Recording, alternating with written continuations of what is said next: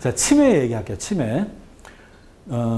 치매는 DHA를 생각하셔야 돼요. 거의 DHA를 써야 되는 거의 유일한 적응증이에요. 다른 데는 굳이 막 DHA가 들어있는 오메가3 제품을 먹을 필요는 없습니다. 동물 실험 해보면은 이게 간단하게 알 수가 있어요. 늙은 쥐를 보면은 브레인의 DHA 함량이 높을수록 인지 능력이 높아요. 그러니까 늙은 쥐들 그 사이에서도. 그리고 2014년 임상 데이터 좋은 게 나왔는데요. 1300mg DHA와 450mg EPA를 매년 1년 동안 복용시키면은 단기 기억 능력하고 딜레이 리콜 능력이 상승해요. 딜레이 리콜 능력은 뭐냐면 이게 좀 시간이 지난 다음에 뭘 이렇게 가르쳐주고 좀 시간이 지난 다음에 이제 물어봐가지고 이렇게 기억나느냐. 했을 때 이제 기억을 해낼 수 있는 능력이 좀 딜레이드 리콜 능력이거든요. 이게 상승을 해요. 임상 실험을 지금까지 몇 번 했죠. DHA를 먹으면은 중증에는 안 돼요. 중증은 사실은 전문약도 그렇게 큰 효과는 없는데 경증에 좀 DHA 위주의 오메가3를 먹일만 합니다. 다음 슬라이드. 역학조사를 한번 살펴볼게요. DHA가 풍부한 사람은 인지 능력이 높다는 것을 사실은 옛날 전부터 알고 있었는데 2010년도 역학조사를 한번 볼게요. 이게 독일에서 한 건데요. 오메가3 보충제를 먹는 사람은 당연히 탈락시켜야 되겠죠. 근데 35살에서 44살 사이의 일반인 280명을 모았어요. 그리고 피를 뽑아가지고 시럼에 DHA가 얼마나 많은지 그걸 가지고 적은 사람, 많은 사람 이거를 이제 5등분 한 거예요. 5등분을 했는데 매트릭스 리즈닝 테스트를 했어요. 이게 뭐냐면은 예를 들어서 이런 걸 보여주는 겁니다. 그리고 나서 여기에 뭐가 들어갈지 그려보세요. 이게 이제 매트릭스 리즈닝 테스트예요. 이런 거를 이제 문제를 이제 몇 개 쫙 주는 거죠. 봤더니 그렇게 어렵진 않죠. 이거 할 수 있겠죠. 네. 근데 봤더니 DHA가 풍부한 사람들은 이 점수가 높았어요. 네. 매트릭스 리즈닝 테스트한 그 점수가 높았어요. 다음 슬라이드. 치매를 예방한다는 이제 역학조사가 몇 개 이렇게 나왔고 효과가 어느 정도 있냐면 한 반 정도 이렇게 낮춰져요. 그 실험에 포스파티딜콜린의 DHA 이번에는 컨센트레이션이에요. 직접적인 양입니다. 아까 지금까지는 주로 페리 엑시드 퍼센티지 그거였었는데 이건 DHA 컨센트레이션을 가지고 4분의 1을 하면은 자, 이 역학조사 어떻게 했나 한번 볼게요. 평균 나이 76살의 치매에 걸리지 않은 노인 899명을 9.1년 동안 추적 관찰했어요. 그랬더니 899명 중에 99명이 치매에 걸리고 그 중에 71명이 알츠하이머 디지즈였어요. 알츠하이머 디지즈가 치매의 거의 대부분을 차지하는 거예요. 80%이 정도 차지하니까 저희 환자가 많아요. 대부분 치매하면 알츠하이머 디지즈를 생각하는 거죠. 그랬더니 봤더니 DHA가 부족한 사람 중에 치매에 많이 걸리더라. 그러니까 예방 효과가 있다는 거죠. 다음 슬라이드. 요게 브레인으로 넘어가는 DHA 폼이에요. 요 형태로 브레인으로 넘어갑니다. 자, 볼게요. 콜린이죠. 콜린이고 요 글라이사로 백본이 있는데 한 개가 콜린이 붙어 있고 또 한 개는 뭐 이상한 게 붙어 있고요. 그 다음에 두 번째 위치에 DHA가 붙어 있어요. 이 형태로 이렇게 넘어갑니다. 브레인으로. 근데 그 나이가 들면서 점점 알라에서 EPA, DHA로의 전환율이 떨어져요. 나이가 들수록. 근데 그 중에서 특별히 이렇게 많이 떨어지는 사람이 치매에 걸린다. 그게 이제 치매의 DHA 가설이거든요. 이게 제시된 지는 굉장히 오래됐어요. 이게 간단하게 내용을 설명해 보면요. DHA 만드는 게 그렇게 쉽지가 않아요. 골치 아픕니다. 보면은 알라를 가지고요. THA까지 만드는데 이 작업은 엔도플라즈민 레티큘럼 ER에서 이루어져요. 그리고 얘가 장소를 옮겨요. 페록시즘이라고 그 세포 안에 보면 아주 조그만 소기관이 있어요. 그걸로 이동을 해야 돼요. 그래 이동을 해서 거기 안에서 몇 단계 그 과정을 거쳐서 결국에는 DHA가 만들어져요. 이게 그리고 만약에 간에서 만들어졌다면 이거를 보내야 되잖아요. 브레인으로. 이게 과정이 굉장히 많기 때문에 중간에 어디 한번 끊길 수 있는 그런 여지도 많은 거고 그래서 중간에 하나 끊기면은 DHA가 부족해져서 치매에 걸린다. 이게 오래된 가설이었어요. 옛날부터 내려오던. 다음 슬라이드 볼게요. 근데 그 가설이 맞다는 이제 그런 조사가 하나 나왔는데요. 자, 알츠하이머로 죽은 사람 37명하고 다른 이유로 죽은 사람 17명을 비교했어요. 자, 브레인을 띄워가지고 DHA가 얼마나 많은지 봤더니 알츠하이머 환자는 DHA가 좀 부족했어요. 그러면은 아마 그러니까 간에서 만들어가지고 브레인으로 다 공급을 하니까 대부분은 간에서 DHA를 잘 못 만들 거다. 이 사람들은. 그러면 간을 띄워봐야 되겠죠. 그래서 조사를 해봤어요. 그랬더니 자 알라하고 EPA예요. 알라하고 EPA. 알츠하이머 환자들은 간에 알라하고 EPA가 더 많은 거예요. 정상인보다. 그리고 DHA는 적어요. 이게 뭔 말이냐면은 원료 물질인 알라하고 EPA가 좀 잘 만들었어요. 알츠하이머 환자들이. 근데 맨 마지막 단계 이 DHA를 잘 못 만드는 능력이 좀 떨어졌다. 이걸 알 수가 있죠. 다음 슬라이드 볼게요. 그래서 이 사람들은 어떤 작업을 했냐면은 DHA 알라로부터 DHA를 만드는데 들어가는 그 엔자임들이 되게 많아요. 그 메신저 RNA 양을 다 측정을 한 거예요. 그래가지고 페록시즘 아까 전에 그 말씀드린 그 소기관에 막판에 소기관으로 옮겨가지고 이제 작업을 진행한다고 했잖아요. 그 소기관에 있는 이 효소의 메신저 RNA가 부족하다는 거를 발견을 할 수가 있었어요. 자, 요거는 그 알츠하이머 환자들의 그 미니 멘탈 스테이트 이그제미네이션이라고 하는 굉장히 좀 많이 쓰는 인지 능력을 테스트하는 그런 시험이 있어요. 그러니까 집에 치매 환자가 있으면은 의사한테 우리 지인의 MMSE 점수는 몇 점입니까? 이렇게 물어보면 좋거든요. 그러면은 대충 딱 가면 얼마나 치매가 왔는지. 이게 26 이상이면은 노멀이라고 하고요. 26 밑으로 24 밑으로는 이제 치매예요. 이렇게 치매고 갈수록 이제 치매가 심해지는 겁니다. 근데 봤더니 리버의 DHA하고 알라 이 비율 이거는 간에서 알라로부터 DHA를 얼마나 잘 만들어내는지에 대한 지표를 삼을 수 있겠죠. 이게 높으면은 DHA를 잘 만드는 거예요. 이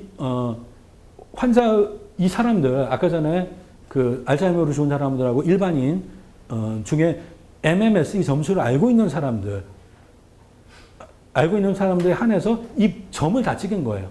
X축에는 요거 놓고 Y축에는 이걸 놨더니 일반인들은 여기에 다 찍히고요. 그다음에 치매 환자들은 다 여기에 찍히는 겁니다.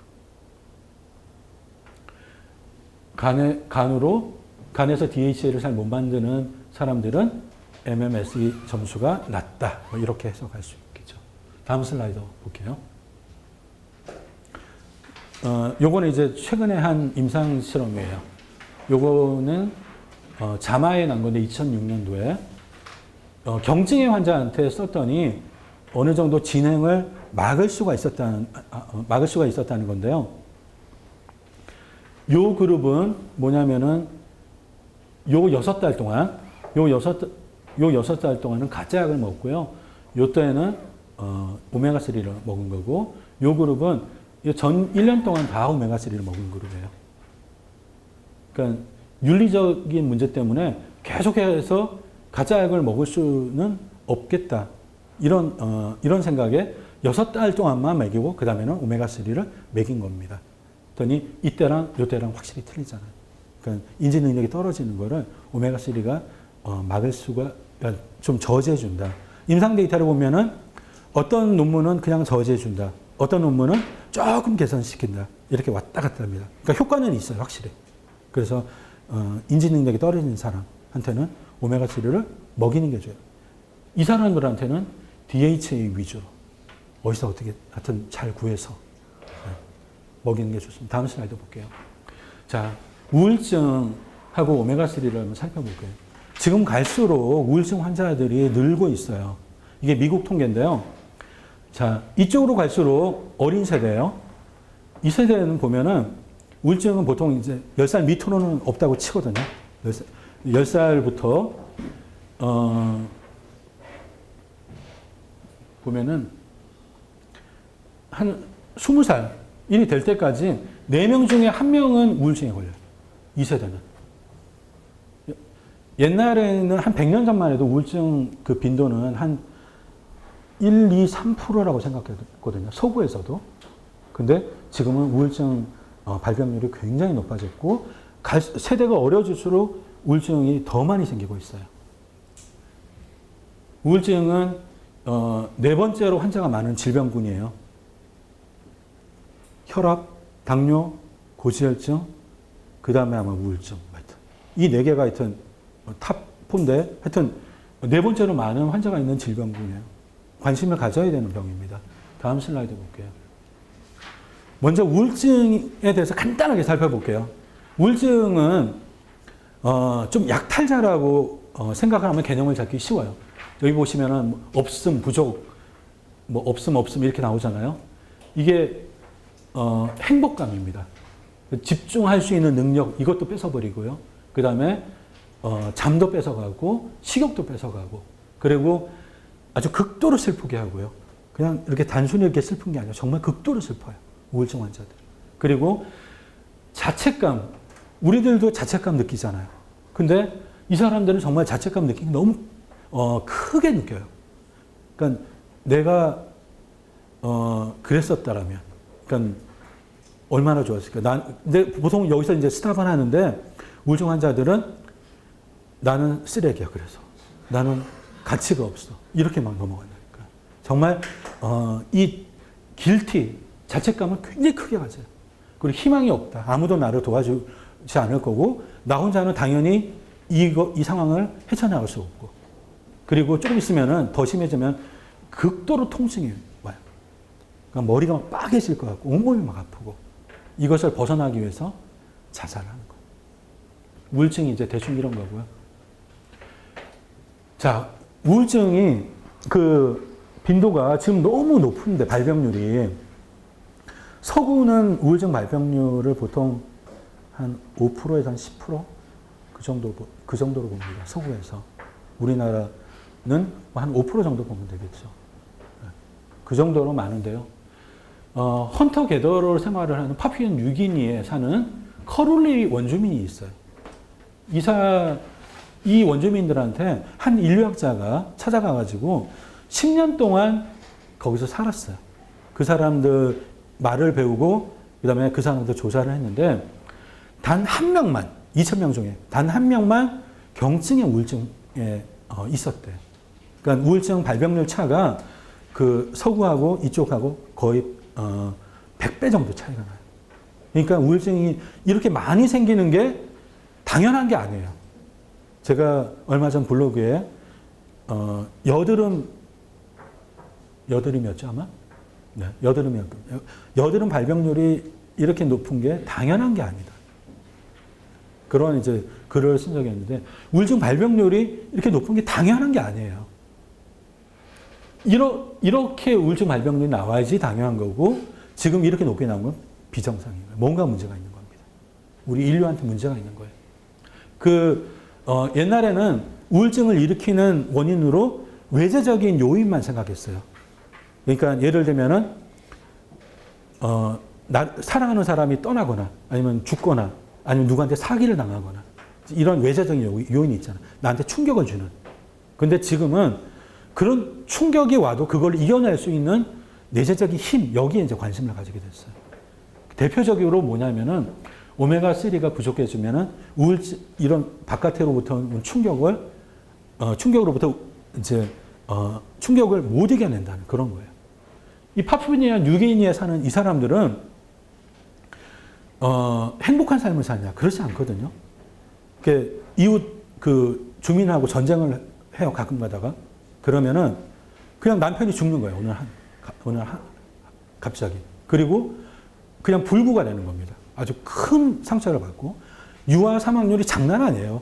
그러니까 여기 의사가 없잖아요. 유아 사망률이 굉장히 높아가지고 사랑하는 아기가 그냥 하늘나라로 올라가는 거예요. 그러니까 우리보다 훨씬 더, 충격적인 그런 사건을 많이 겪어요. 그리고 그런 일을 당하면은 슬퍼하죠. 근데 우울증에 걸리잖아. 그게 문제입니다. 그러니까, 외재적인 요인이 있다. 내재적인 요인이 있다. 그 내재적인 요인 중에서 가장 중요한 거를 오메가3하고 비타민 D하고 마그네슘 세 가지라고 생각을 하는 거죠. 비타민 D, 마그네슘도 마찬가지예요. 다음 슬라이드 볼게요. 케이스 스터디 한번 살펴볼게요.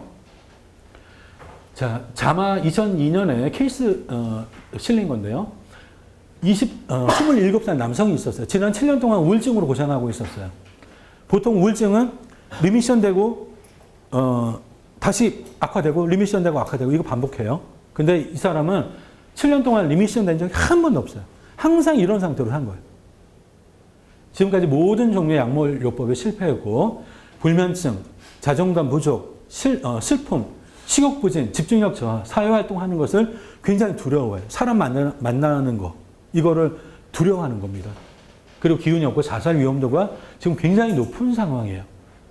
그래서 의사가 지금까지 약물요법으로 효과를 본 적이 없으니까 다른 방법을 쓰자. 그래서 오메가3 요법을 씁니다. EPA 4,000mg을 이제 먹기 시작했어요. 굉장히 빠른 속도로 개선이 됐다고 해요. 자살 생각은 한 달 안에 없어졌대요. 그리고 나머지 우울증 증상들, 뭐 이런 거 다 마찬가지입니다. 그 사회활동하는 거를 두려워하는 거, 이런 것까지 다 개선이 된 거예요. 임상 데이터를 한번 볼게요. 해밀턴 디프레션 스코어, 이거 그 우울증에 많이 쓰는 지표입니다.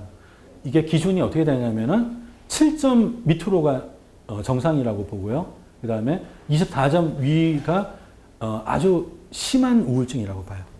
그러니까 임상실험을 참가한 사람들이 어떤 사람인지 알겠죠. 굉장히 심한 사람들이에요.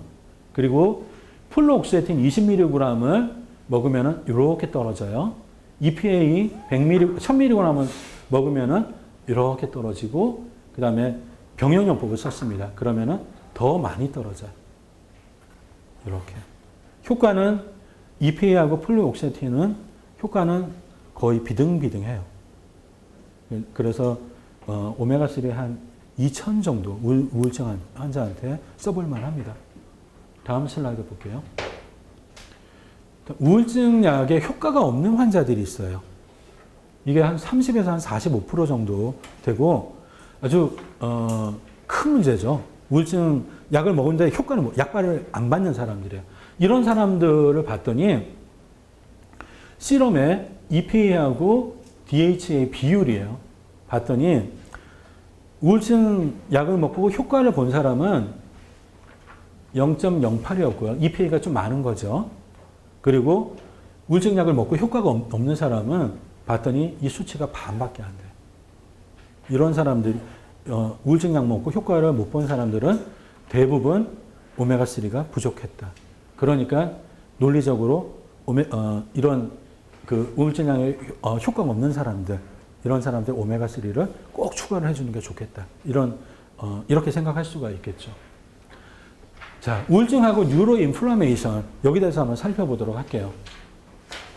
우울증은 이 브레인 안에서의 염증, 그러니까 여기 안에서 시작해가지고 여기서 지지고 볶고하는 그런 염증이라고 생각을 했었는데 옛날에는 지금은 어떻게 생각하냐면 대부분의 우울증은 이쪽에서 넘어와서 브레인에 영향을 미친다고 지금 생각해요. 대부분의 경우는. 그래서 EPA 위주의 오메가3를 쓰는 족족 효과를 보고 DHA 위주의 오메가3를 쓰면은 꽝이 나는 이유가 그겁니다. 우울증에. 한동안 정말 풀기 힘든 딜레마였어요.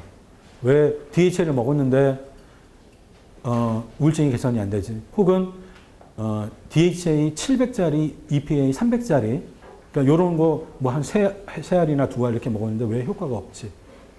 그러니까 굉장히 풀기 힘든 난제였죠. 자, 이쪽에서 넘어오는 이게 굉장히 중요하다. 증거를 하나 보여드릴게요. 인터페론 알파라고 하는 약이 있어요. 이게 항암제고 항바이러스제죠.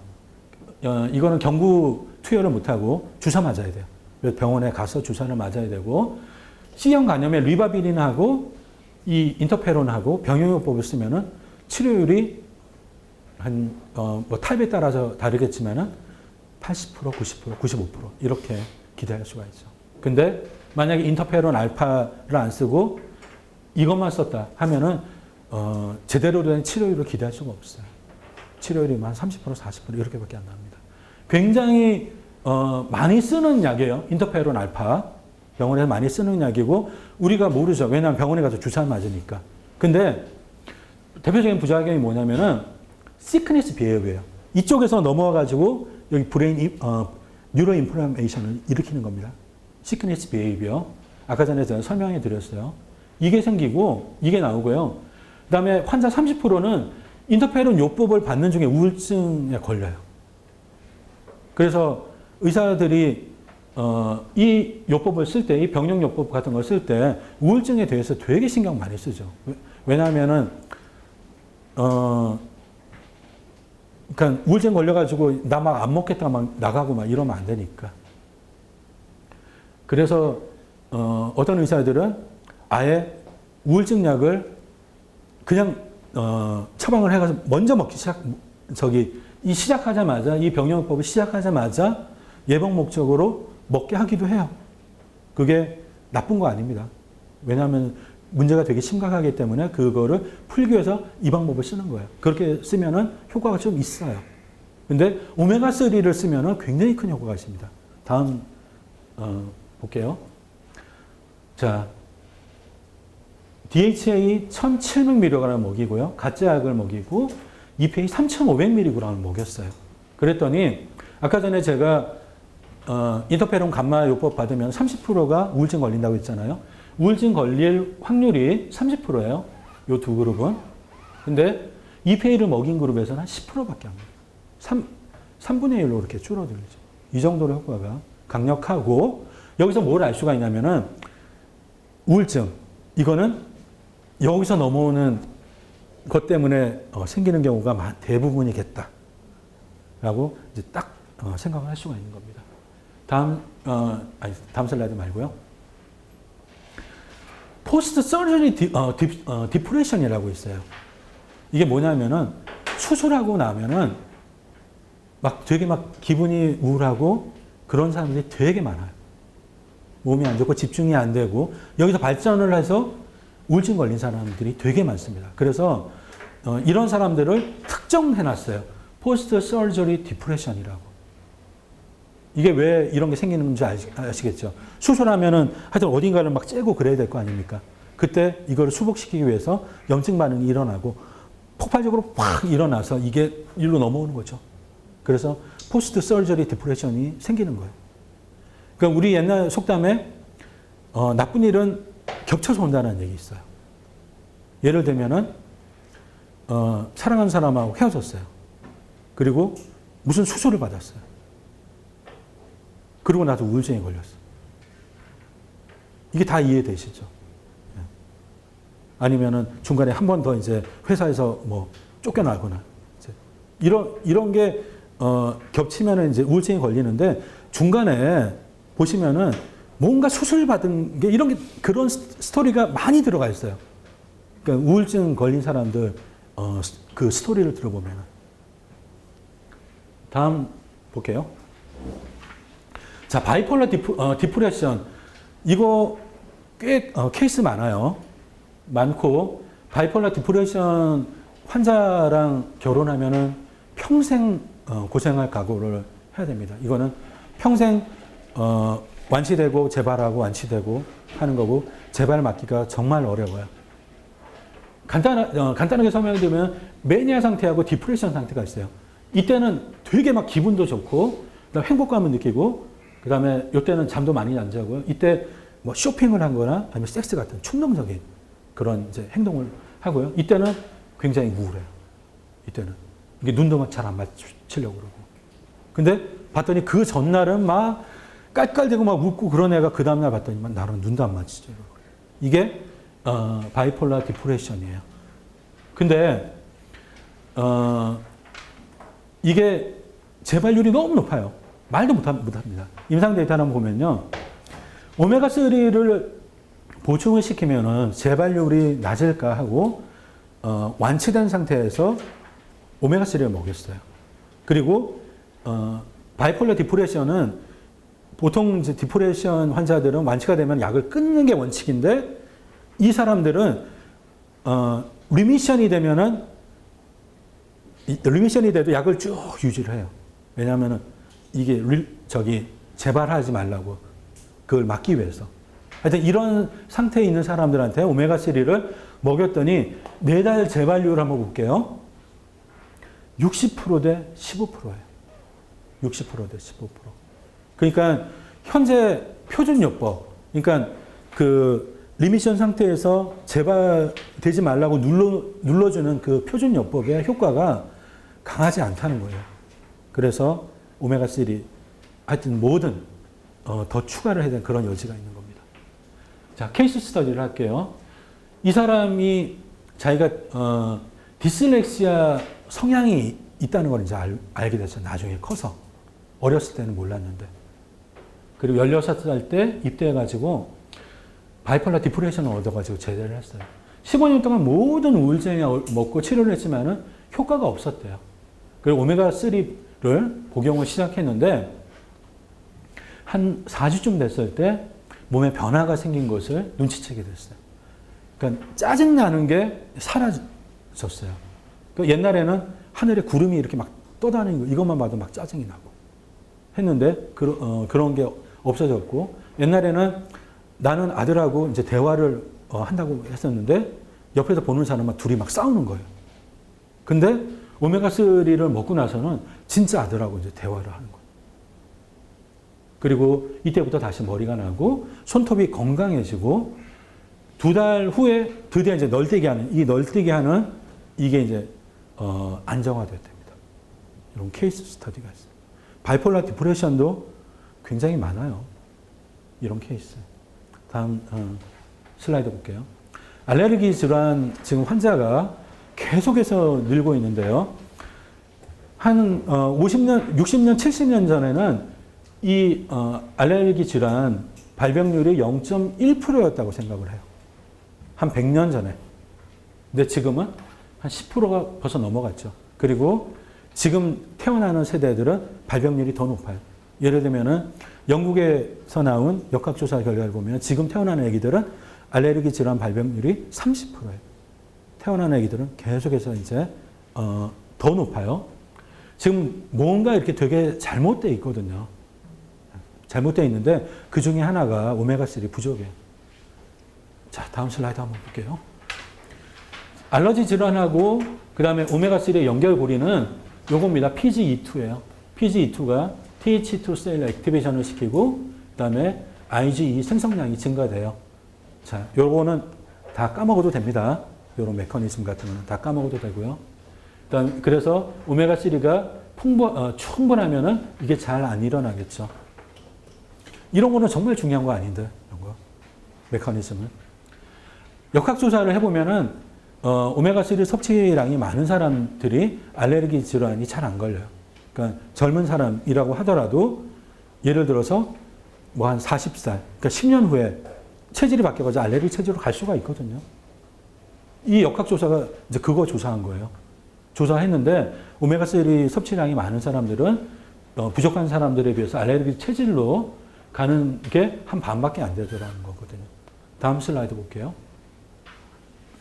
알레르기 질환을 예방하려면은 체질이 결정되는 시기, 그때 개입을 해야 돼요. 그때. 그게 언제냐면은 엄마 뱃속, 그 다음에 엄마 모유를 먹을 그때거든요. 그래서 임산부하고 수유부한테 먹여야지 아기가 알레르기 체질로 가는 것을 막을 수가 있어요. 옛날부터 이런 임상 실험을 많이 했죠. 좀 효과가 좋은 걸 한번 볼게요. 임신 25주부터 출산 후 3, 4월까지 오메가3를 이만큼 복용을 했어요.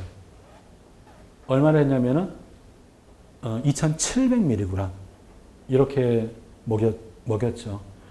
실험 대상은 어떤 사람들이냐면은 알레르기 체질을 가진 아기가 태어날 가능성이 있는 산모예요. 예를 들어서 첫 번째 아기를 낳는데 첫 번째 아기가 알레르기 체질이에요. 혹은 자기나 혹은 남편이 알레르기 체질이에요. 그러면 아기가 알레르기 체질일 가능성이 높잖아요. 이런 산모들을 대상으로 임상실험을 한 거예요. 그러니까 이 말은 약국에서 그런 산모를 보면은 오메가3를 권해야 된다는 얘기입니다. 보면은 푸드 알러지하고 그 다음에 엑제마 이게 굉장히 많이 낮아졌죠. 이렇게 가짜약을 먹은 그룹에서는 예를 들어서 푸드 알러지가 15%가 나는데 그다음에 엄마가 오메가3를 먹으면은 아기한테 푸드 알러지가 이거밖에 안 나오는 거예요. 아토피도 마찬가지고. 이렇게 그러니까 알레르기 체질이 아닌 좋은 체질을 가지고 태어난다는 거예요. 이때 개입을 해야지 제일 효과가 좋아요. 그 다음에 개입을 하면은 골치 아파요. 다음 슬라이드 볼게요. 특히 이제 한 살, 2살 알레르기 체질인데 오메가3 먹이려면은 아기가 막 설사하고 그래요. 그래서 정말 어려워요. 오메가3를 먹이기가. 어른을 대상으로 한 임상 실험을 한번 볼게요. 이거 천식 환자인데 FEV1 이게 뭐냐면은 1초 동안 세게 이렇게 불 수 있는 그 숨의 그 볼륨이에요. 근데 천식인 사람들은 운동을 시키면은 이게 처음에는 이렇게 불었지만은 운동 좀 하다 보면은 이렇게밖에 못 불거든요. 이게 떨어져요. 운동을 하면은. 이렇게 떨어집니다. 예를 들어서 이 임상실험에 이제 운동을 시켰는데요. FEV1이 10%로 떨어지고요. 4분 후에. 그 다음에 14분 후에는 한 14%가 감소를 해요. 떨어져요. 근데 오메가3를 3주 동안 꽤 과량을 먹였죠. 그러니까 어른들한테는 좀 과량을 먹일 수밖에 없어요. 혹은 뭔가 다른 거 하나 병용요법을 하거나 했는데 FEV1이 안 떨어져요. 오메가3 먹으면. 이렇게 좋은 임상 데이터가 있는데 단지 좀 고용량을 써야지 좋은 결과를 기대할 수 있다는 거예요. 다음 슬라이드 볼게요. 케이스 스터디 한번 살펴보도록 하겠습니다. 8살 여자아이가 알레르기 치료를 받기 위해서 병원에 왔어요. 태어나자마자 지금까지 만성 비염, 만성 기침, 코막힘 이걸로 고생을 하고 있어요. 가끔씩 배도 아파요. 알레르기 그러니까 질환을 가진 사람들 배 아프다는 얘기 되게 많이 합니다. 특히 애기들 배 아프다는 얘기 되게 많이 해요. 그리고 감기에 잘 걸리고 경증의 아토피성 피부염을 가지고 있어요. 부모 말을 들어보니까 아이가 잠도 잘 못 잔대요. 그리고 무드 변화가 심하대요. 이렇게 무드의 진폭이 큰 거죠. 바이폴라 디프레션까지는 아니더라도 이 진폭이 큰 거예요. 아기가. 그리고 의사가 간단하게 살펴봤더니 천식도 있고 다리 쪽 피부가 매우 건조하고 각질이 일어나 있대요. 그리고 허벅지하고 팔을 보니까 폴리큘러 케라토시스 뭔지 아시죠? 아까 전에 봤죠? 여기가 이렇게 두꺼비 피부처럼 이렇게 되는 거. 그게 심하다는 걸 이제 관찰을 했고요. 처음에 달맞이꽃 종자유하고 이뮤노세라피를 했어요. 이뮤노세라피는 조금씩 그 알레르기를 유발하는 물질을 주사해가지고 거기에 적응하게 하는 그 요법이 이뮤노세라피예요. 지금 내과, 이비인후과 의사들이 그냥 다 들러붙어가지고 다 이거 하죠. 이뮤노세라피. 되게 많이 합니다. 엄마들 이렇게 꼬셔가지고 효과 되게 좋다고. 다 이거 해요. 이거를 했는데 기침하고 오타났네요. 천식이 약간 호전됐을 뿐 다른 건 그렇게 큰 차도가 없었어요. 근데 아마시유를 지금 8살 애기예요. 8살 애기한테 15,000mg 이거를 먹게 했어요. 그랬더니 피부의 건조함이 개선되고 폴리큘러 케로티스, 아토피성 피부염이 없어지고 코 막히는 거 이것도 없어지고 피부도 많이 호전이 됐어요. 그러고 나서 EPA 2,000mg 이걸로 이제 바꿔줬더니 이렇게 대충 쫙 유지가 됐다. 이런 얘기입니다. 이런 케이스입니다. 배울 거 많죠. 아마시유를 쓸 때는 일반적으로 메가도스 요법을 써야 된다는 걸 일단 알 수 있죠. 그리고 오메가3 부족증이라고 하는 그 증상들이 이렇게 쭉 리스트가 있잖아요. 근데 그런 것들이 다 한꺼번에 이렇게 다 개선이 되는 겁니다. 그래서 오메가3 부족증, 이거는 한번 정리를 해 주셔야 돼요. 저도 정리를 어떻게 할까 좀 되게 고민 중인데, 일단은 교재에 피부의 오메가3 부족증은 다 거의 제가 잘 정리를 해 드렸어요. 그거 말고 이제 다른 데 나오는 오메가3 부족증은 각자 한번 해보십시오. 네. 책 보고 하면 되잖아요. 책 보고 이렇게 적어놔요. 한 장씩 넘기면서 한 장씩. 이렇게 저도 그렇게 하려고 지금 생각하고 있거든요. 그러니까 누구나 다 그렇게 할 수 있는 겁니다. 자, 다음 슬라이드 볼게요. 오메가3를 살펴보도록 할게요. 메커니즘이 이제 이렇게 있어요. 어떤 메커니즘으로 심혈관계를 튼튼하게 하냐면 할트레이트를 감소시키고 부정맥을 잡아주고 그다음에 혈압을 낮춰주고 그다음에 혈소판 응집을 억제해가지고 혈전이 덜 생기게 하고 혈관을 확장시켜주고 그다음에 TG를 낮춰주고 이런 여러 가지 메커니즘 때문에 심혈관계 튼튼해야 하는 거죠. 이 중에 몇 개를 살펴볼게요. 항부정맥 효과, 오메가3의 항부정맥 효과가 있느냐 없느냐, 일단 그것부터 한번 말씀을 드릴게요. 요 임상실험을 보면은 그냥 직관적으로 알 수가 있어요. 이게 뭐냐면은 심실 쪽에 부정맥이 많이 생기는 사람들이 있어요. 그런 사람들이 생기면은 죽으니까 여기다가 뭘 넣어줘요. 한 3cm만한 거죠. 요거 여기다 심어요. 여기를 칼로 째고 요렇게 심어요.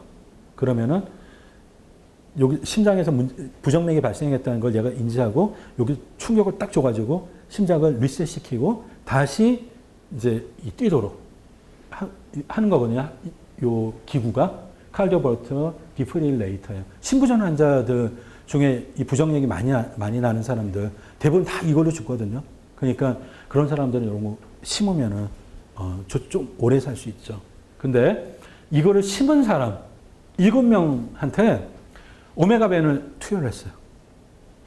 그랬더니 몇 시간 안에 벤트리큘러 피브릴레이션, 벤트리큘러 테키칼, 피브릴레이션 팍 떠는 거고요. 벤트리큘러 테키칼디아는 좀 빨리 뛰는 거예요. 이게 전혀 발생하지 않았어요. 5명에게. 원래는 이게 발생해가지고 더 심하게 나면 이제 여기서 충격 줘가지고 이거 없애고 이제 해야 되는 건데 이게 전혀 발생을 안 하는 거예요. 오메가3는 옛날에는 오래 먹어야지 항부정맥 효과가 있다고 생각을 했는데요. 지금은 즉각적인 항부정맥 효과가 있다고 생각합니다. 메커니즘은 굳이 공부할 필요 없겠죠. 다음에 요게 2004년 란셋 논문이었고요. 그다음에 심장 수술 후 발생하는 부정맥 문제, 제가 아까 전에 좀 언급을 해드렸는데요. 이게 되게 골치 아파요. 그래서 여러 종류의 그 항부정맥 약을 투여를 해요. 먼저 그 수술 계획을 잡아놓고 그래도 효과가 있기도 하고 효과가 없기도 하고 대부분 효과가 그렇게 강하지 않고 오메가3가 효과가 이 정도로 효과가 나는 다른 항부정맥 약이 없어요. 이게 어떻게 되냐면은 입원부터 퇴원까지 오메가 벤을 매일 투여하는 겁니다. 그리고 중간에 이제 심장 우회 수술을 받겠죠. 그러고 나면은 부정맥이 막 생기는데 이거를 30.6%, 17.3% 이만큼 이렇게 막아줘요. 굉장히 효과가 좋은 거고, 그러니까 심장 수술하는 사람이라면 되게 관심을 가질 만한 그런 내용이고, 내 환자한테 다 적용하고 싶다. 이런 생각이 들 정도의 내용이거든요. 근데 우리나라에 이런 초식을 쓰는 의사는 없죠. 의사는 없으니까 미리미리 지인들 오메가3 상태를 개선시켜야 됩니다. 언제 뭔 일이 있어가지고 수술할지 모르니까. 꼭 심장 우회수술뿐만이 아니라 모든 수술은 다 마찬가지예요. 다음 슬라이드 볼게요. 에스로스클레로틱 플레이크를 안정화시켜요. 자, 이게 이 실험을 이제 간단하게 설명해 보면은 캐로티드 엔달터렉터미라고 하는 수술이 있어요. 이게 혈관이 어디냐면은 여기입니다. 여기 굉장히 큰 정맥이 있어요. 캐로티드 알트리라고 그래요. 자객이 노리는 데죠. 여기 끊으면은 피가 철철 나서 절대 제어를 못해요. 웬만한 방법으로. 그래서 다 죽어요. 근데 요 캐로티드 알트리 위쪽으로 올라가면은 가지를 이렇게 뻗어요. 여기서. 가지를 뻗는데 요때 와류가 생겨서 요쪽에 동맥경화가 잘 생겨요. 요때. 그래서 스텐트 수술을 꼭 심장에다만 하는 거 아니에요. 여기다가도 해요. 이런 데다가도 합니다. 근데 스텐트 시술을 안 하고 이렇게 그냥 무식한 수술을 해가지고 이거를 동맥경화 생긴 걸 다 그냥 끄집어내는 이런 수술을 하기도 해요. 자, 이런 수술을 하기로 그 수술 날짜를 잡은 사람들을 대상으로 임상실험을 한 거예요. 자, 어떻게 임상실험했냐면은 1400mg 오메가3를 복용시켰어요. 복용기간은 사람마다 조금씩 다 틀리겠지만 평균 한 달 반 정도 먹었고요. 그 다음에 그 수술한 의사한테 물어봤어요. 여기가 스테이블 플레이크냐 아니면은 언스테이블 플레이크냐라고 물어봤어요. 스테이블 플레이크는 뭐냐면은 안정화된 거예요. 그리고 언스테이블 플레이크는 거기가 이렇게 막 터져 나와요. 여기서 이렇게 막 터져 나옵니다. 그래서 여기 내용물이 이렇게 삐져 나오고 그 다음에 그걸 해결해가지고 혈전이 막 생겨요. 그래서 순간적으로 여기가 막혀요. 가뜩이나 좁은데 피가 이제 안 통하는 거죠. 그게 또 혈전이 다 녹으면은 이제 또 피가 잘 통하고. 근데 여기가 불안정한 그거를 눈으로 알 수가 있거든요. 그 불안정한 여기가 여기 이거하고 맞닿는 요 면 여기가 막 터지고 막 이런 데가 이런 사람이 있고 그다음에 아주 깨끗한 사람이 있어요. 이거 시멘트 바르는 것처럼. 그래서 안 터져요. 안지나 팩토리스 할 때 스테이블, 언스테이블 얘기하잖아요. 그게 그겁니다. 이게 이거예요. 언스테이블은 여기가 수시로 막 터져가지고 혈전이 생기는 게 언스테이블 안지나 팩토리스잖아요. 여기가 안정화되어 있냐 아니면은 불안정하냐 의사한테 물어봤더니 오메가3를 먹은 사람은 15%가 언스테이블이고 가짜 약을 먹으면 30%가 언스테이블 플레이크라고 대답을 했어요. 그러니까 오메가3를 먹으면은 여기도 이렇게 들어가고요. 여기도. 그다음 여기 안에도 들어가요. 오메가3가. 그래가지고 이쪽에 상시적으로 염증이 일어나고 있거든요. 여기 염증 수준을 낮춰줘요. 그러면은 그리고 여기도 뭐 시멘트처럼 바르는 것처럼 이렇게 좀 안정된 그런 상태로 만들어지고. 그러니까 오메가3가 심혈관계를 보호하는 메커니즘 중 하나가 여기 염증, 여기 노란 부분의 염증 혹은 여기 면의 염증 수준을 낮춰주는 그런 메커니즘도 있어요. 다음 슬라이드 볼게요. 블러드 프레저하고 하트 레이트를 떨어뜨려요. 임상실험 많이 했는데 데이터 한 개만 살펴볼게요. 자, 820ml, 570ml 이렇게 오메가3를 복용시키면은 시스톨릭 프레셔가 한 6 떨어지고요. 다이어스톨릭 프레셔가 4 조금 이렇게 떨어집니다. 요게 일반적으로 오메가3를 먹으면 이 정도 효과가 날 거라고 생각을 하면 되고요. 그다음에 하트레이트 떨어뜨리는 거 오마코 하나를 먹으면은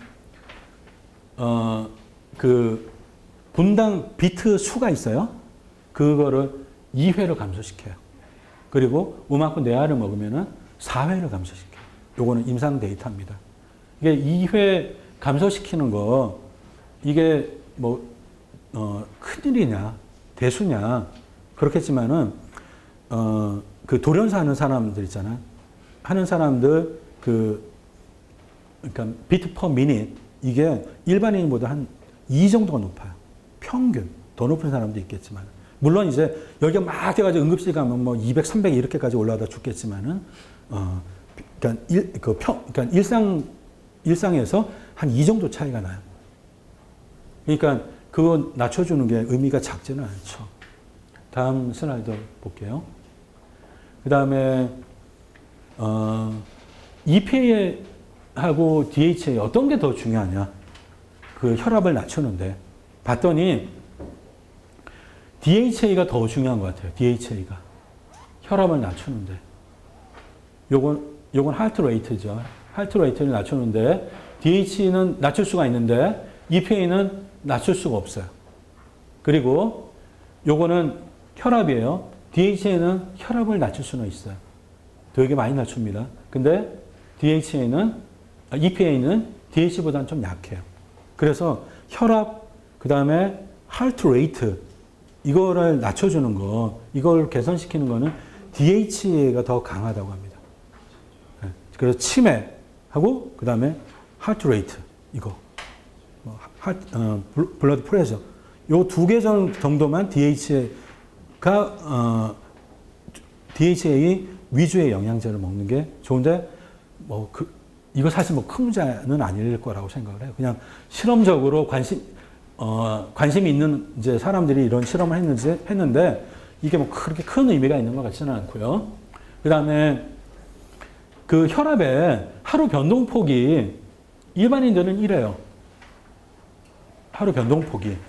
근데 DHA 4,000mg을 먹은 사람은 요때 이제 기상하는 겁니다. 요 사람도 요때 기상을 했어요. 요때. 근데 DHA 4,000mg를 먹은 사람은 요때 서서히 이렇게 혈압이 약간 오르다가 기상할 때 쫙 뛰어요. 그러고 나서 계속 좀 유지해요. 그리고 잘 때쯤 돼가지고 쫙 떨어져요. 이게 굉장히 이렇게 각져 있어요. 이게 변동 패턴이. 근데 일반인은 이게 이렇게 막 희말거니하게 이렇게 변동을 해요. 이게 임상 실험인 거죠. 어떤 사람한테는 이거 먹이고 어떤 사람한테는 이거 먹인 거 이렇게 하는 겁니다. 그러니까 그 혈압 변동 패턴에도 사실은 DHA가 영향을 미치는 거예요. 그게 뭐 얼마나 중요한지는 잘 모르겠지만. 그러니까 오메가3가 부족해가지고 지금 우리 몸이 지금 막 이상하게 지금 막 작동하는데 그 중에 하나가 이겁니다. 다음 슬라이드 볼게요. 오메가3는 LDL 콜레스테롤 사이즈를 크게 한다. 그런 얘기 들어보셨어요? 들어봤어요? 어디서 들어봤어?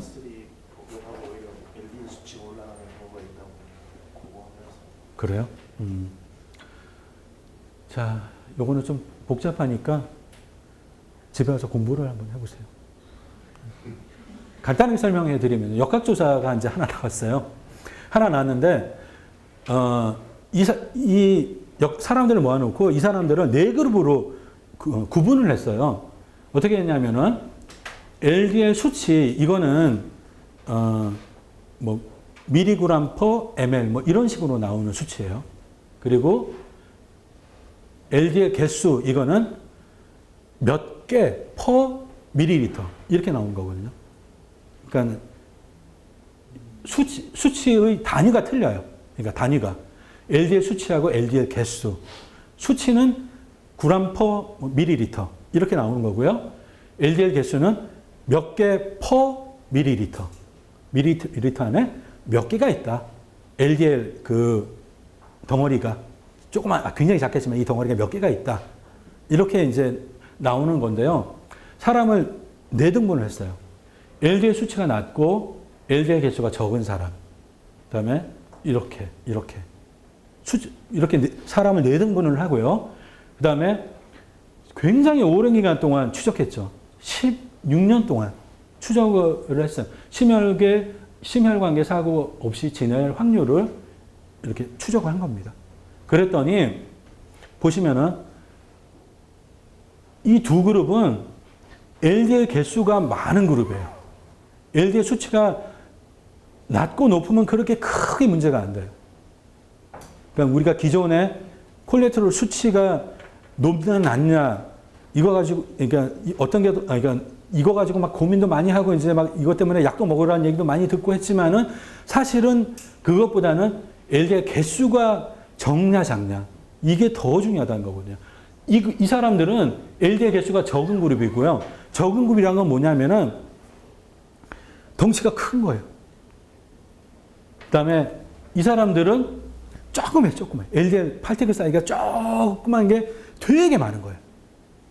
그러니까 조그만 거는 혈관 내폐세포를 통과해가지고 혈관에 잘 쌓이는 거고 이렇게 덩치가 크면은 혈관 내폐세포를 통과를 못해서 이제 쌓이지를 못한다. 이런 개념이에요. 그래서 이 역학조사가 2007년에 나왔는데 되게 사실은 영향을 많이 끼쳤던 역학조사예요. 그러면서 콜레스테롤에 대해서 다시 좀 스토리를 다시 쓰게 됐어요. 지금까지는 다르게. 이전까지만 해도 콜레스테롤 수치만 생각했지 LDL 콜레스테롤의 사이즈에 대한 생각은 전혀 못했거든요. 그 전까지만 해도. 자, 다음 슬라이더 볼게요. 임상 데이터를 한번 보겠습니다. 일본에서 한 건데요. 6달 동안 1800mg EPA를 오메가3를 먹였어요. 근데 실험군에 들어간 한 명의 데이터예요. 이거하고 이거는. 보시면 여기서부터 이제 시작을 해가지고 토탈 콜레스테롤은 이렇게 개선이 되고요. HDL은 좀 증가했죠. 한 10%. LDL 콜레스테롤 수치도 좀 감소했고 TG는 대폭 감소했어요. TG를 줄이는 효과가 강력하죠. 그 다음에 계획상에서 어떻게 이제 계획에다가 이제 이렇게 부어놓고 이제 그러니까 계획상에서 이렇게 흐르는 이거 양상을 이제 봤는데요. 보시면은 HDL이 속도가 제일 빨라요. 계상에서 제일 빨리 이동을 하고요. 그 다음이 LDL인데 오메가3를 먹은 그룹이죠. 이 사람은 실험군에 들어갔으니까. 이 사람은 LDL이 좀 설렁설렁 이동해요. 계상에서. 이거는 오메가3를 먹기 전에. 이건 오메가3를 먹은 다음. 사이즈가 커지면 설렁설렁 이동하는 겁니다. 사이즈가 커졌다는 것을 알 수가 있죠. 오메가3를 먹으면은 사이즈가 커져요. 그래서 심혈관계 질환을 예방하는 거죠. 다음 슬라이드 볼게요. 자, 그래서 스타틴하고 오메가3 요거 한번 비교해 보면 스타틴은 LDL 수치 잘 떨어뜨려요. 근데 LDL 사이즈는 영향이 없고 오메가3는 사이즈는 크게 하고 떨어뜨리는 효과가 있으나 좀 약해요. 그래서 베스트 가장 좋은 방법은 콜레스테롤하고 스타틴하고 오메가3를 같이 먹는 게 가장 좋은 겁니다. 일부 의사는 오메가3 먹지 말고 스타틴만 먹으라고 할 수도 있겠지만은 스타틴 용량을 좀 줄이고 스타틴 용량 줄이는 그 의미가 보통 일이 아니에요. 당뇨도 생기고 막 그런 부작용이 있거든요. 스타틴에.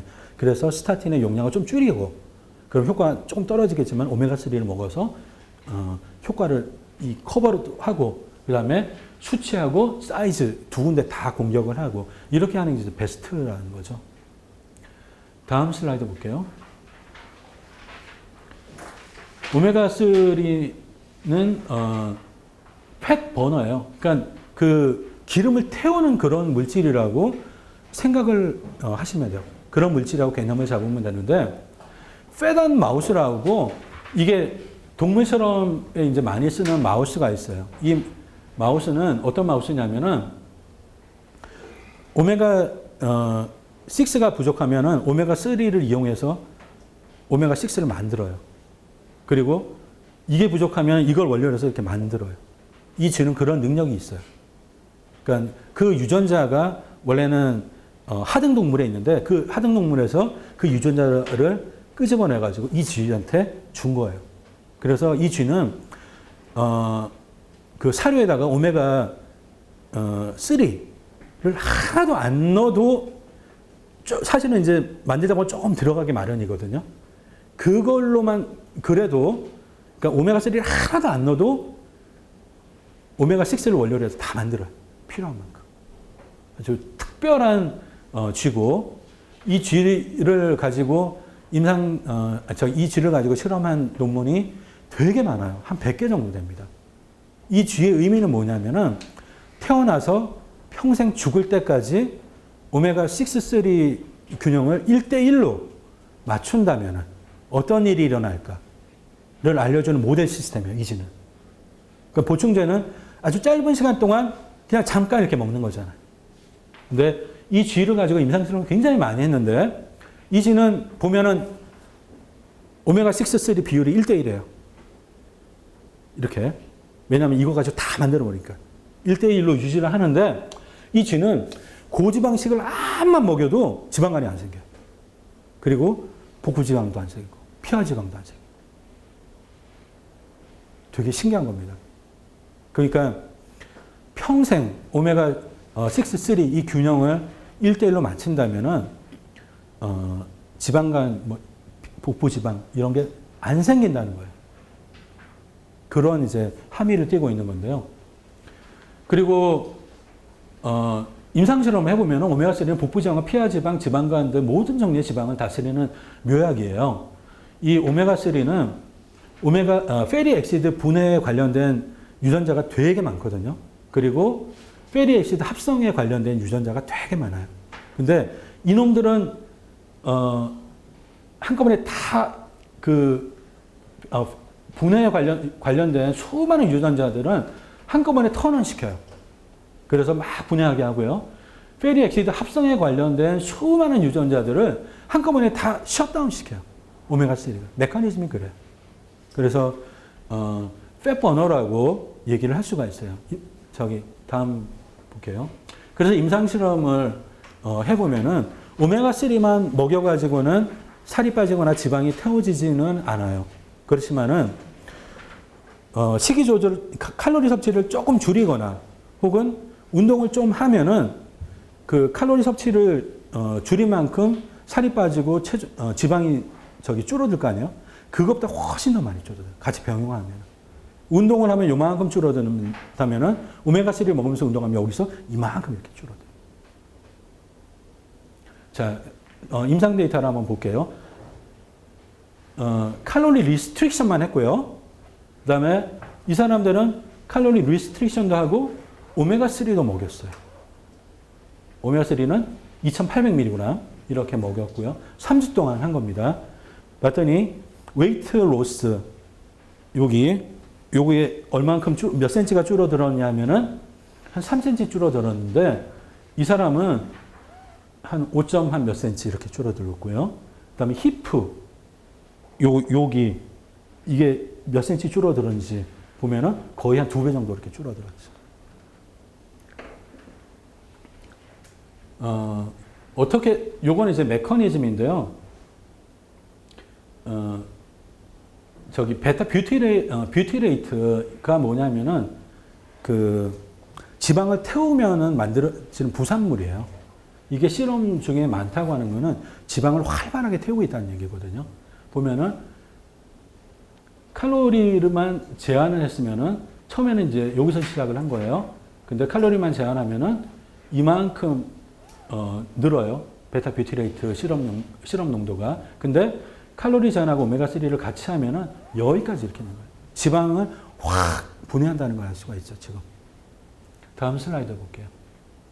그리고 요거는 운동을 병행하면은 살이 잘 빠진다는 거거든요. 오메가3 먹을 때. 보시면은 참치유만 먹을 때는 요게 팻매스고 요게 린매스예요.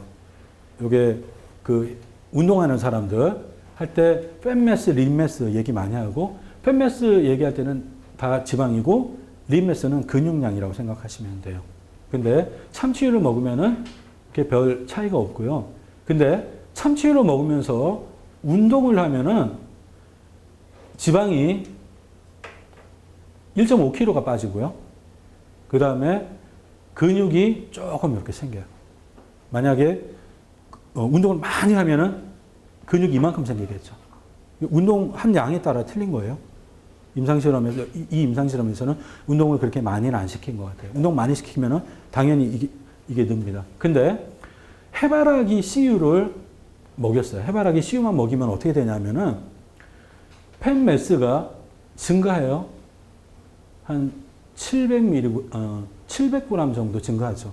지방이 해바라기 씨유만 먹으면은 700g 정도 증가하고 그 다음에 근육량이 한 700g 정도 감소를 해요. 해바라기 씨유만 먹으면. 그만큼 오메가6를 먹으면은 이렇게 되고 이렇게 되는 겁니다. 그걸 생각하셔야 되고. 근데 해바라기 씨유를 먹으면서 운동을 하면 어떻게 되냐면은 지방이 요만큼 빠져요. 뭐 빠질락 말락 하여튼 뭐 요 정도 빠지고 근육량이 요만큼 생기고. 한마디로 뭡니까? 운동 효과가 하나도 없는 거죠. 그러니까 현대인들이 지금 헬스장에 가서 운동 되게 많이 해요. 근데 살이 안 빠진다고 그래요. 왜 그럴까요? 현대인들의 오메가6, 3 이 상태가 안 좋아서 운동을 해도 살이 안 빠지는 거예요. 만약에 그 사람한테 오메가3를 먹이면 살이 잘 빠지고 근육도 잘 생기고 그러겠죠. 다음 슬라이드 볼게요. 지방간을 잘 없애줍니다. 자, 요 표를 이제 보시면 되는데요. 이게 X축은 처음에 임상실험에 들어가기 전에 간의 지방이 몇 % 있냐, 그거예요. 그리고 Y축은 지방이 몇 % 빠졌나, 그거거든요. 이 임상 실험 결과를 보면은 예를 들어서 간의 지방이 50%인 사람, 지방반, 간반인 사람이죠. 그 사람은 지방이 20%가 줄어서 지방이 30%, 그 다음에 간이 70%인 그런 사람으로 바뀔 수 있다는 그런 얘기. 임상실험을 해보면은 이렇게 나옵니다. 그래서, 오메가3는 지방을 악착같이 태우려고 하는 물질이에요. 그래서 현대인한테 참 중요하죠. 다음 슬라이드 볼게요. 오메가3 안정성. 에스키모인들의 존재는 오메가3가 얼마나 안전한지를 그냥 극명하게 보여줍니다. 진짜 안전한 거예요. 걱정할 필요가 없는 거고, 그 출현 시간을 보면은, 서구인들은 4.8분인데, 에스키모인들은 8.1분이에요. 거의 한 2배는 아니라도 한 70% 출현 시간이 긴데요. 그래봤자 그냥 출현 시간이 긴 게 그렇게 큰 문제는 안 된다고요. 그러니까 얼핏 모르는 사람이 보면은 출현 시간이 이렇게 길어 큰일 났네 하는데 사실은 아무것도 아니라는 거죠. 그러니까 코피가 좀 잘 나요. 에스키모인들은. 평균 4, 5일에 한 번씩 코피를 흘린다고 해요. 에스키모인들은. 근데 그게 뭐 큰 대수는 아니잖아요. 그래서 이렇게 먹어도 하여튼 건강 상태는 너무너무 좋은 겁니다. 그리고 에스키모의 존재는 오메가3의 안정성을 보장하죠. 다음 슬라이드 볼게요. 임상실험을 해봤더니 아스피린 300ml 혹은 왈파린 이걸 먹고 있는 사람한테 3,300mg 오메가3를 먹여도 출원 시간에 있어서는 차이가 없다는 거예요. 이게 좀 대규모 임상 실험입니다. 근데 오메가3 와파린 먹는 사람들한테 오메가3 먹이지 말라고 이렇게 얘기를 가끔 가다가 듣나요? 그 사람들이 예로 들은 이제 케이스예요, 이게. 2004년도에 발표된 케이스인데요. 할머니였어요. 오메가3 용량을 1000mg에서 2000mg 올렸더니 INR이 4.1로 뛰었어요. 이 INR은 원래 2에서 3 사이를 유지를 해야 되거든요. 여기서 뛰었는데 4.1로 뛴 건 사실 뭐 그렇게 큰 문제는 아니에요. 이 정도 뛰어가지고는 이렇게 별일이 생기지는 않습니다. 근데 하여튼 2에서 3을 잘 유지를 하는데 그래서 깜짝 놀란 거죠. 근데 이분은 와이파린하고 아스피린하고 레보사이록신, 아톨바스타틴 뭐 이런 여러 약물들을 복용하고 있었어요. 그리고 건강 상태도 굉장히 안 좋았고, 그러니까 좀 특이 케이스였고, 더군다나 이 할머니도 오메가3 복용을 다시 1000mg으로 낮췄더니 INR이 1.62도 밑으로 이렇게 떨어지는 거예요. 될 정도로 INR 조절이 잘 안 되는 특이한 케이스였다. 그래서 혹시나 이런 사람을 만나면은 오메가3 한 1000만 주세요. 네. 괜히 욕심내서 2000까지 이렇게 주지 마시고 그러면 되죠. 다음 슬라이드 볼게요. 오메가3는 진통제이다.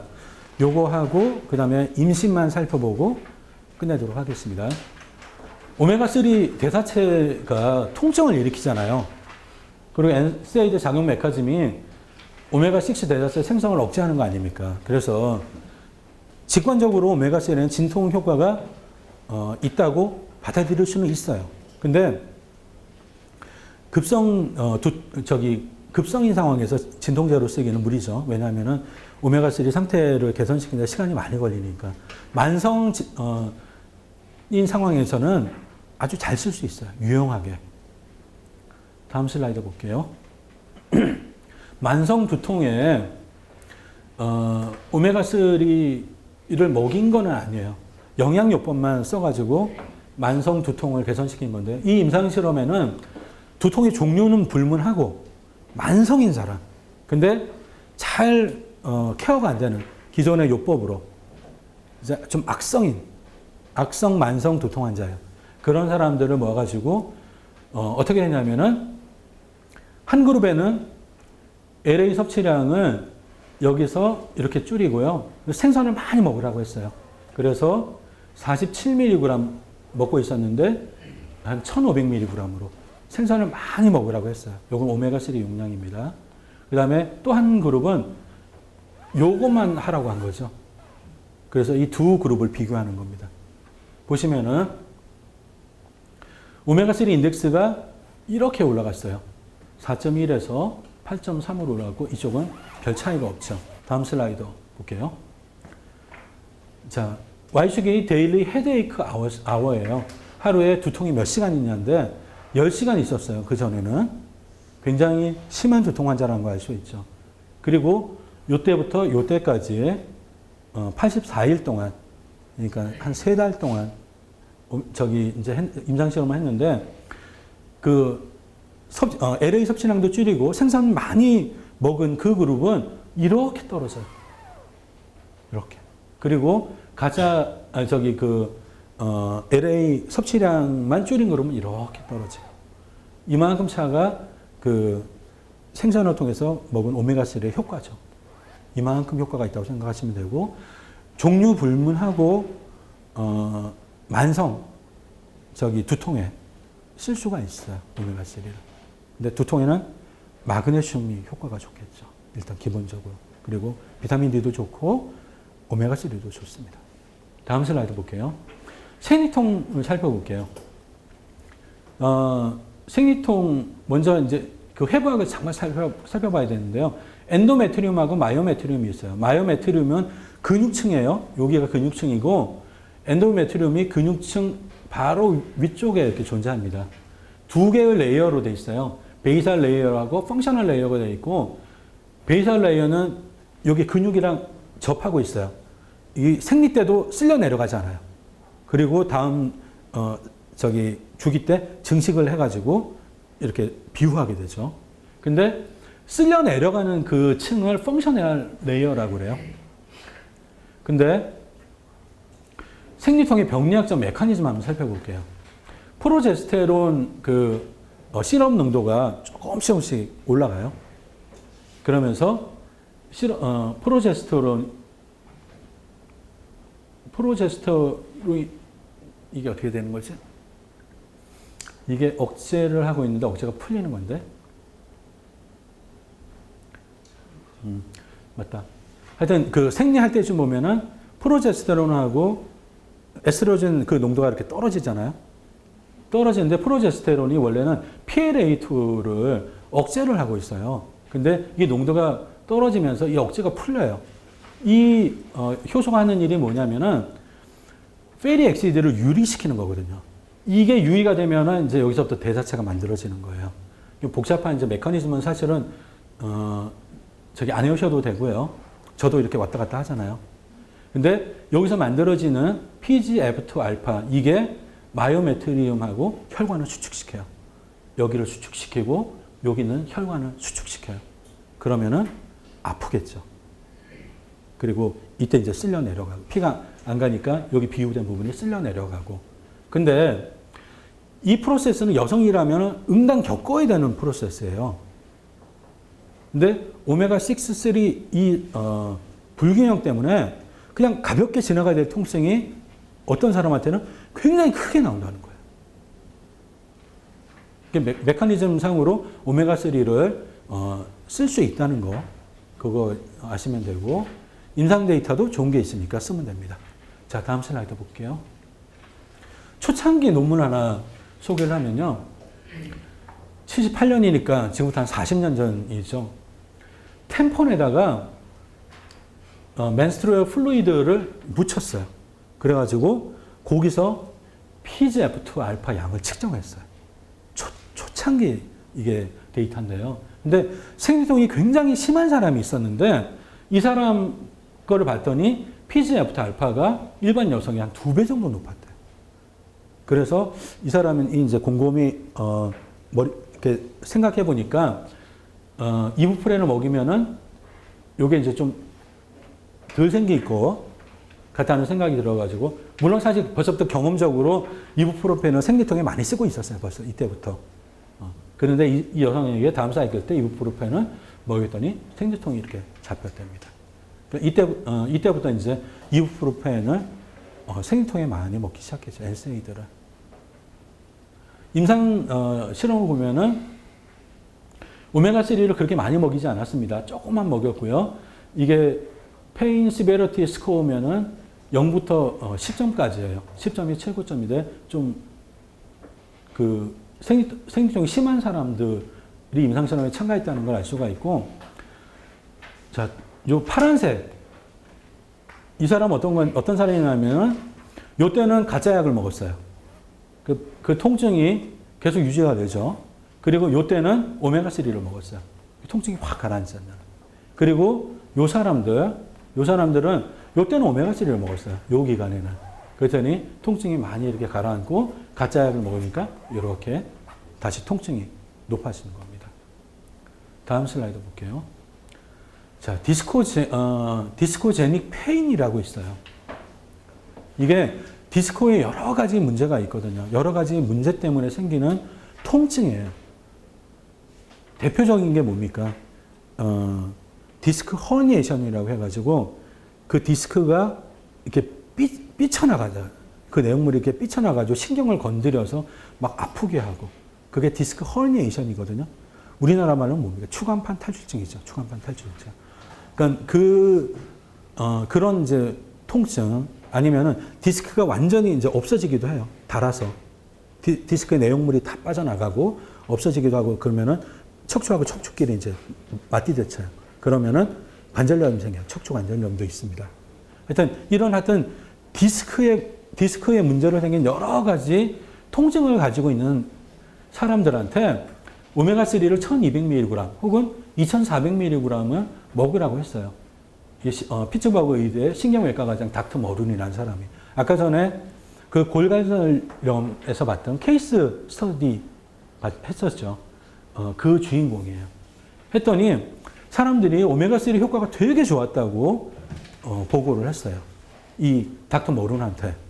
오메가3에 만족하냐 했더니 80%가 만족한다고요. 통증이 감소했느냐? 60%가 감소했다고 그러고요. 그 다음에 진통제를 중단했느냐? 오메가3 먹고 나서 한 50%가 진통제를 중단했다. 이제 안 아프다라고 얘기를 한 겁니다. 이 정도 용량 말고요. 좀 더 용량을 늘리면은 더 좋은 효과를 얻을 수가 있어요. 다음 슬라이드 한번 볼게요. 자, 디스크가 뭔지 살짝 한번 살펴볼게요. 디스크가. 요게 디스크예요. 요게. 디스크는 가운데 단백질하고 물이 들어가 있는 층이 있어요. 가운데. 그리고 요 층이 있으면은 그 육면에서 이렇게 통처럼 이렇게 감싸는 그런 틀이 있어요. 요 진한 게 그 틀입니다. 요게 물을 쫙 잡아당겨 가지고 탄력을 주는 거예요. 그래서 이 척추가 서로 이렇게 부딪히지 않도록 완충 작용을 하는 거거든요. 이거 없으면 이제 그 통증이 장난이 아니겠죠. 근데 어떻게 하다가 여기가 깨져요. 이 물하고 단백질을 가지고 있는 이 통이 있잖아요. 거기에 금이 가거나 뭐 깨지거나 하면은 요렇게 삐져나와요. 삐져나오면은 그 척수가 여기를 통해서 아래 위로 쫙 가고 있죠. 아래 위로. 그리고 옆으로 이렇게 가고 있다고요. 옆으로. 여기를 이렇게 누르는 거예요. 그러면은 굉장히 아프죠. 그러면 병원에서는 보통 수술하라고 얘기합니다. 자, 그리고 벌테브랄 스테노시스 얘기 들어보셨어요? 척추 협착이라고? 네, 굉장히 고통스러운 병이에요. 이게 척수가 눌리는 거예요. 그래서 예를 들면은 이 디스크에 눌리기도 하고요. 그 다음에 이쪽에 뼈가 웃자라서 이렇게 누르기도 하고, 하여튼 이쪽에 있는 인대가 웃자라서 좀 이렇게 웃자라서 누르기도 해요. 여러 가지 원인으로 이걸 누릅니다. 이거를. 그러면은 이쪽에서 위쪽에서 이런 이 척추 협착이 생기면은 좀 마비가 되죠. 왜냐면은 여기 이게 이 지나가는 이게 신경다발이 굉장히 굵어요. 그러다가 점점 이렇게 빠져나가잖아요. 밑으로 내려올수록. 그래서 이쪽으로 가면 굉장히 가늘어져요.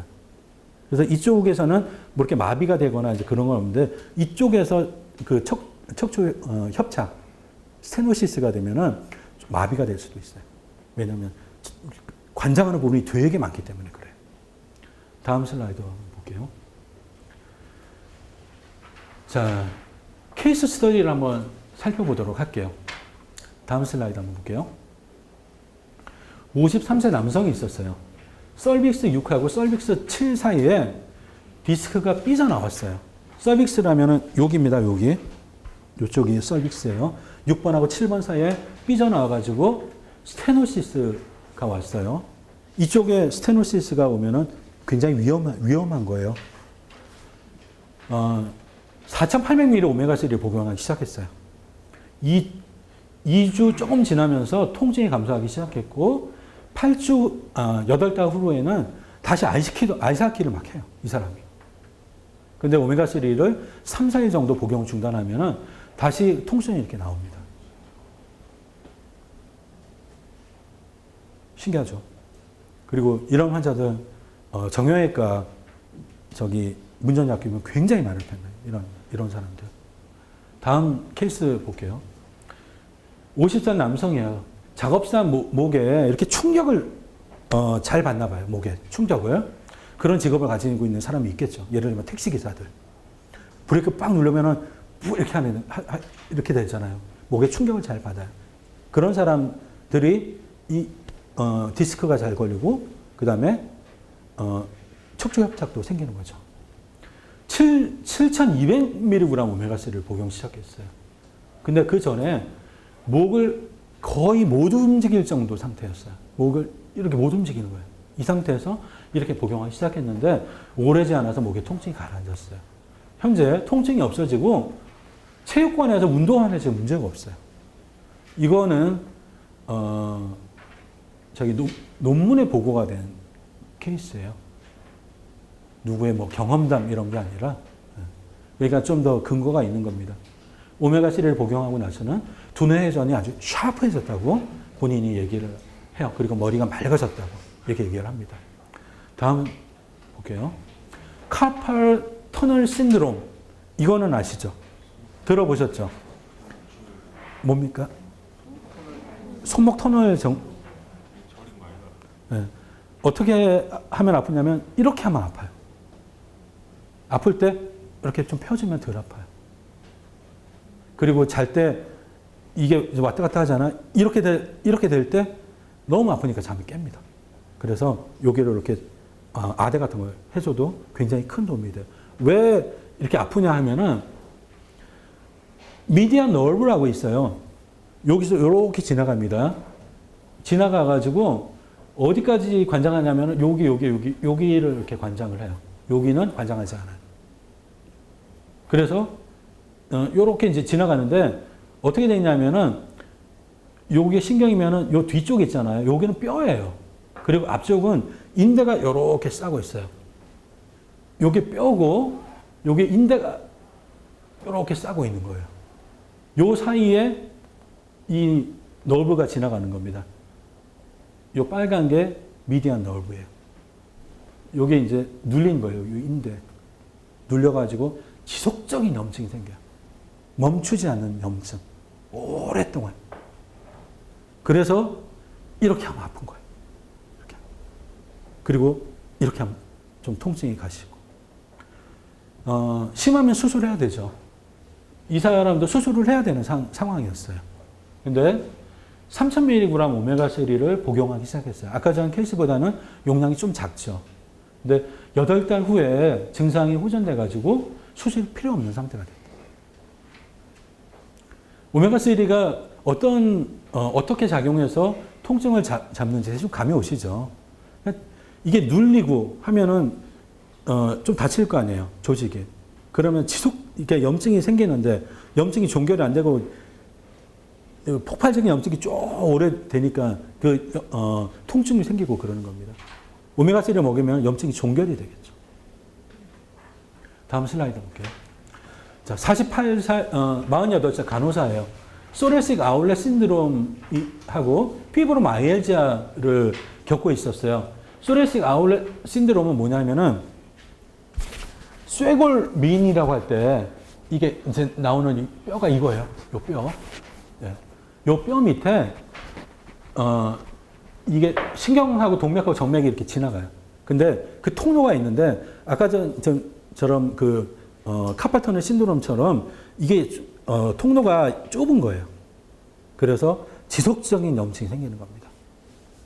그러니까 증상이 어떠냐면은 아침에 일어나면은 팔이 붓는 게 대표적인 증상이에요. 여기가 부어요. 팔이.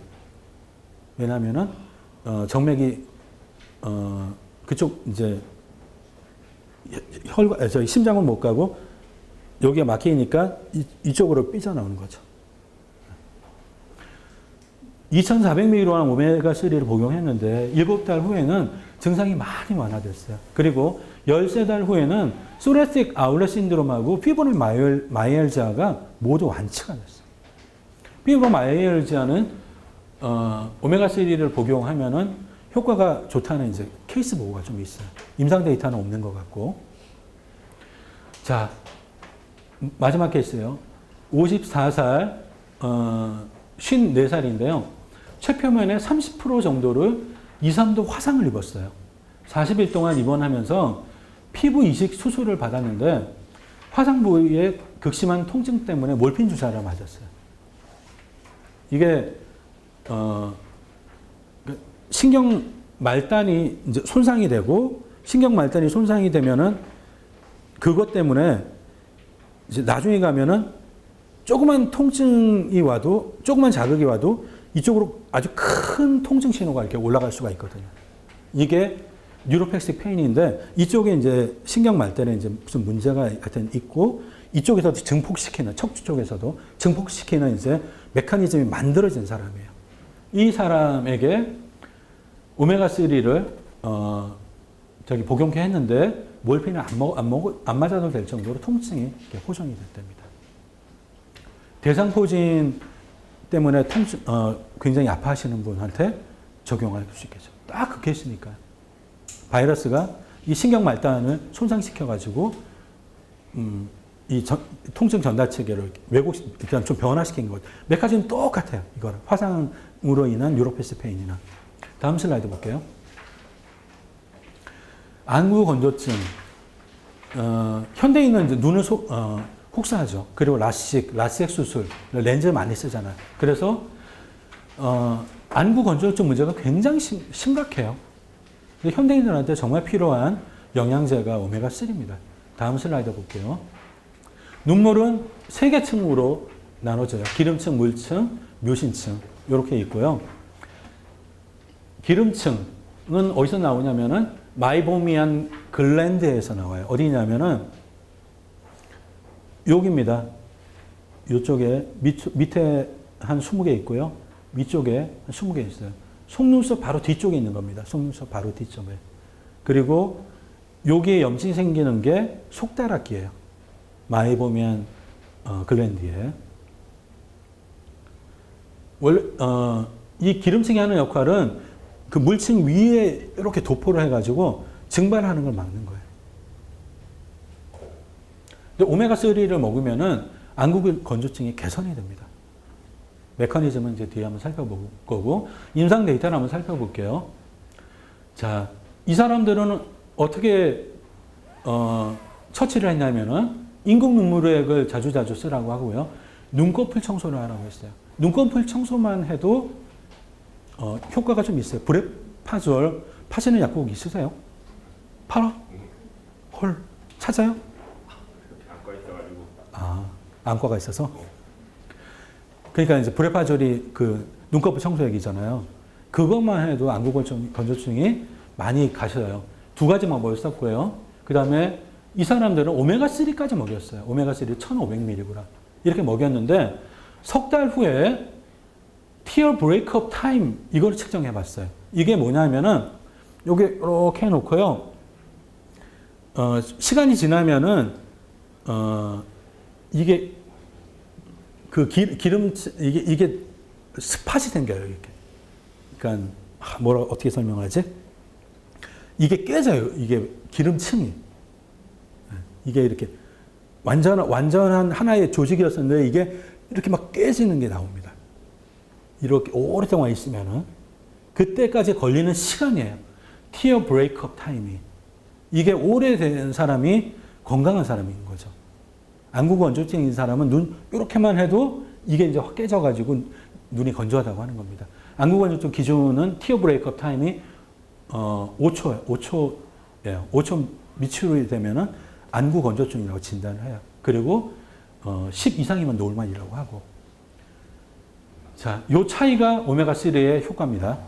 요 차이가 굉장히 효과가 강력한 거예요. 웬만한 사람들 다 노멀 상태로 올릴 수가 있어요. 오메가3만 보충을 해줘도. 인공 눈물에 자주 사러 오는 사람들이 많을 거예요.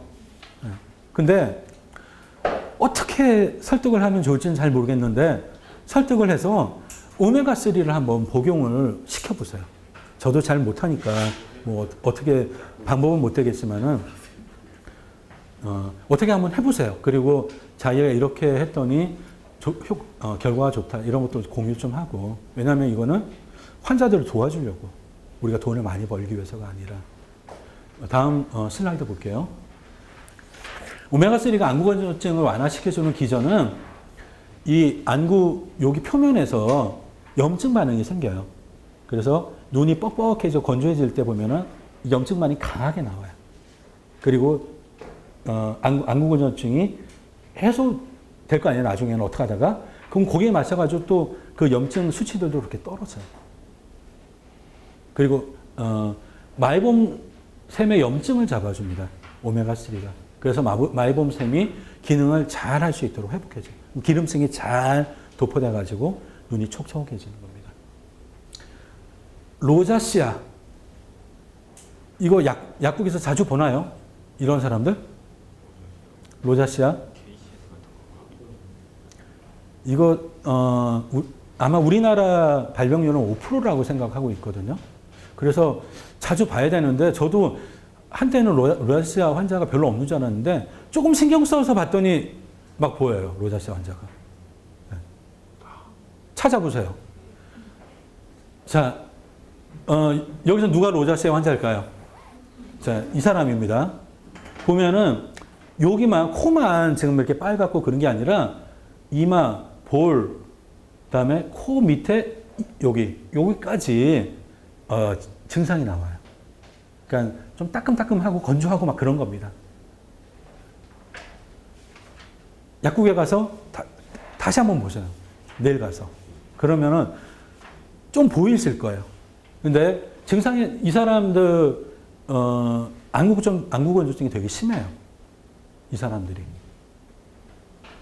그래서 오메가3를 먹으면은 안구건조증이 많이 해소됩니다. 이 사람들도 마찬가지로. 다음 슬라이드 넘겨주세요.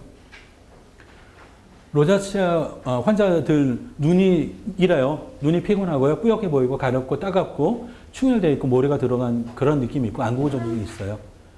이게 임상 실험을 했어요. 로자시아 환자들한테. 그리고 눈이 촉촉해집니다. 경험담을 하나 보면은 플렉시드 오일을 하루에 2알 먹었어요. 이렇게 먹으면 효과가 없겠죠. 근데 많이 먹어야 된다고 하는 얘기를 듣고 병원에서 산 제품을 사서 하루에 15ml를 먹었어요. 15g입니다. 15g. 이거를 먹었어요.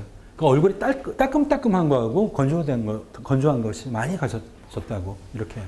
그러니까 지금 임상 데이터는 로자시아 환자는 눈 쪽에만 있어요. 근데 먹어본 사람들 얘기가 이 로자시아도 이쪽 증상도 많이 좋아진대요. 네. 그러니까 한번 어떤지 한번 해보세요. 다음 슬라이드. 컴퓨터 비전 신드롬이라고 있어요. 컴퓨터 많이 보는 사람들이 어깨 뭐 결리고 이제 이런 거예요. 이런 증상인데 안구건조증이 있어요. 컴퓨터 비전 신드롬에 걸린 사람들 대상으로 임상 실험을 했더니 TUBT가 한 11.5였었는데 15로 이렇게 뛰어버립니다. 오메가3를 먹으면은. 실험 대상은 지난 1년 동안 최소 하루 3시간 이상 컴퓨터를 보는 사람. 여기 다 하루 3시간 이상 컴퓨터 보죠. 그 사람들한테 3달 동안 고전적인 피시 오일 2알을 매일 먹였어요. 이렇게 먹이니까 이렇게 좋은 결과가 나옵니다. 다음, 자, 임신까지만 볼게요. 그렇게 많지는 않은 것 같아요. 25가 암이고요. 26이 심부전, 하트 페일러인데 그냥 2개는 집에 가서 혼자 공부하도록 하세요. 저도 나올 때부터 이 2개는 못 다룰 수도 있겠다. 각오를 하고 갔는데 어떻게든 여기까지는 하자 하고 마음 먹고 왔어요. 오늘은 딱 시간을 맞췄네요. 임산부한테 오메가3를 보충해야 되는 걸 일반인들도 이제 알기 시작했어요. 그리고 남성 생식에서 DHA가 중요함을 알려주는 동물 실험 데이터를 하나 볼게요. 하이팻 다이어트를 먹여요. 동물한테. 그러면은 지방간도 생기고 하여튼 간질환이 생겨요. 그러면은 그 수컷쥐는 만약에 쥐라고 치면은 암컷쥐를 수태를 못 시켜요. 하여튼 그렇습니다. 왜 그런지까지는 묻지 마시고. 근데 설명하려면 되게 한 1분이면 할 수도 있는데 하여튼 별로 중요한 게 아니라서 그런 상황에서 DH를 보충시켜주면요. 쥐한테 얘가 새끼를 낳을 수가 있어요. 암컷을 수태시킬 수가 있어요. 정자 상태가 좋아지고. DHA가 그렇게 중요한 겁니다. 다음 슬라이드 볼게요. 정자가 그 오메가3, 특히 DHA가 굉장히 많이 분포되어 있는 곳이에요. DHA 비율이 토탈 페리 엑시드의 한 20에서 한 30% 정도 있습니다. 토탈 페리 엑시드가 이렇게 있으면은 한 20, 30%는 DHA예요. 그리고 오메가3를 최우선적으로 배분하는 것 중에 하나고요. 그 다음에 고화는 그 알라를 가지고 DHA를 쫙 만들어 버려요. 그 만들 수 있는 능력이 강해요. 고화는. 브레인은 그렇게 그 능력이 거의 없지만 정자의 오메가6, 3 비율을 보면요. 정상 남성은 역학조사 결과입니다. 0.5대 1이에요. 그러니까 오메가3가 더 많다는 거예요. 근데 불임 남성은 약 0.7입니다. 조금만 악화돼도 불임이 돼요. 점점 정자 수가 감소하고 있습니다. 이게 누가 쓴 그 리뷰 논문인데요. 비뇨기과 의사들이 그 환자들 이렇게 몇 명 이렇게 추려가지고 밀리리터당 정자수가 몇 개, 그 다음에 정액은 몇 밀리리터 이런 거를 이제 조사를 해가지고 논문의 보고를 한 이때부터 했어요. 1930년대부터. 그 전까지는 그런 걸 안 했고. 근데 점점 보고되는 걸 보니까 줄어드는 거예요. 점점.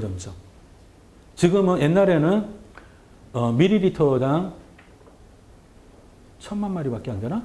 아니지. 여기다가 100을 곱해야지. 1억 마리예요.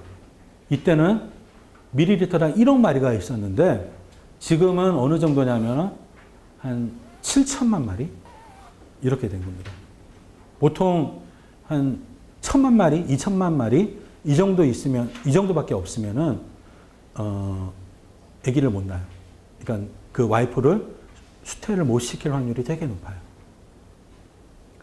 그리고 그런 사람들이라고 하잖아요. 오메가3를 먹으면은 다시 이렇게 늡니다. 늘기는 임상 데이터가 있어요.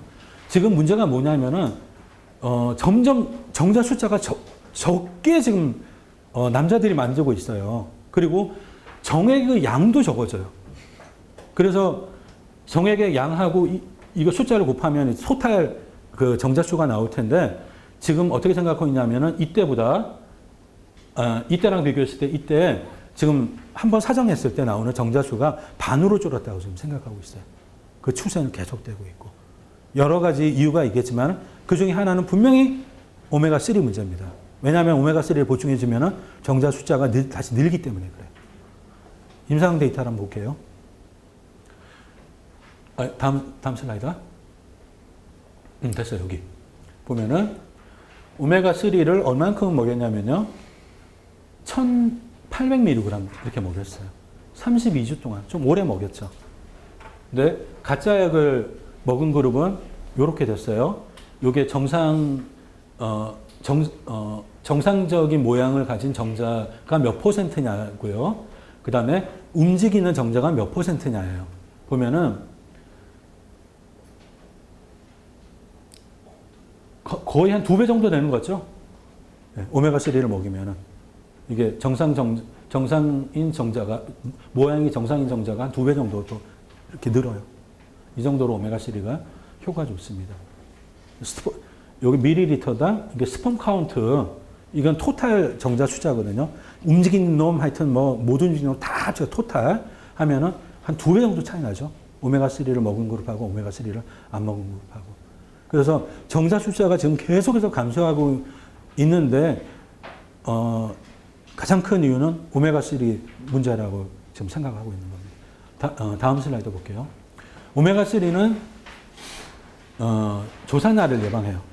자, 아까 전에는 이제 남편이 오메가3를 먹어야 되는 이유에 대해서 공부를 했고요. 이제는 와이프가 먹어야 되는 이유입니다. 그 중에 하나가 조산화를 예방한 문제예요. 조산화 문제가 사실 되게 심각하거든요. 점점 애들이 달수를 못 채우고 미리미리 일찍 나와요.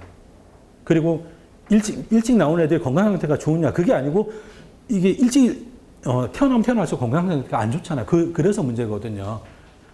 자, 임상 데이터 한번 볼게요. 요게 올리브 오일을 먹은 그룹이고요. 오메가3를 2700ml 먹은 그룹이에요. 오메가3는 아마 자료에 보면은 EPA, DHA 이렇게 함량이 나올 겁니다. 그냥 평범한 오메가3 먹었어요.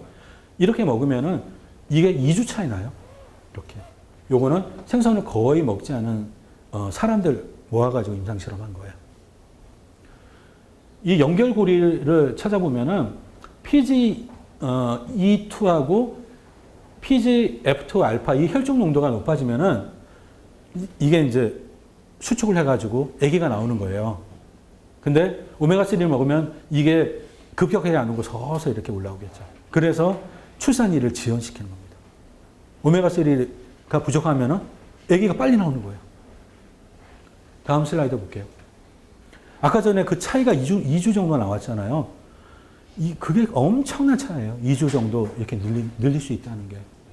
그다음에 우울증, 출산 전후에 우울증이 잘 생기는데 서구에서는 출산 전후에 우울증 발병률이 지금 한 20%라고 보거든요. 10명이 아기 나오면은 2명은 우울증에 걸려요. 우울증 성향을 가진 게 우울증으로 진단을 받을 정도로 심각하게 우울증을 알아요. 서구에서는.